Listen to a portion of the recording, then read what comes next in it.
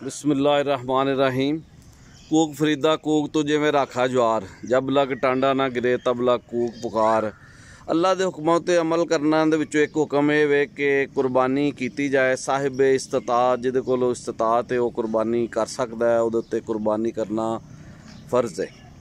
तो कुर्बानी गां दी भी है, ऊंट दी भी है, बच्चे दी भी है, कट्टे दी भी है। साढ़े को इस टाइम कट्टा खलोता है ननकाना साहब तो आया, कद काठ के लिहाज नाल माशाअल्लाह खूबसूरत है। यदा मुखड़ा है अल असीं वेखने तो हौली हौली माहौल के नाल वाफियत दी हो ही है।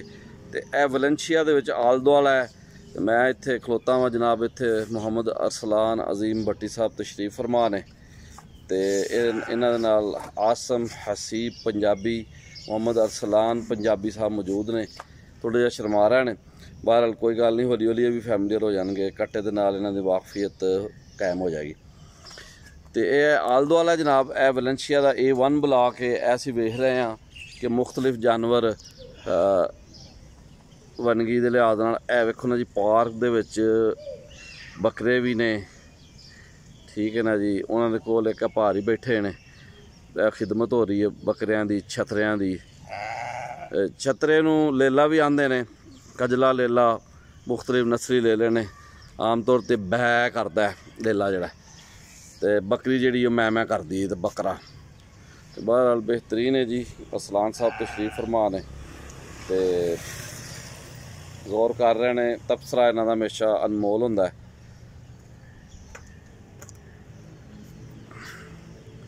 तो इस वेले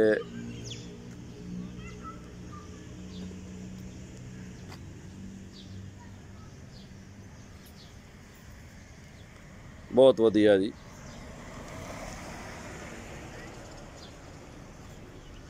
बालां लई ये बहुत वड्डी एक एक्टिविटी होंदी है। कोई जानवरां दे नाल मानूस हो जाते हैं, 2-3 दिन ईद दे लंघते हैं तो बहुत वधिया माहौल क्रिएट हो जाता जी।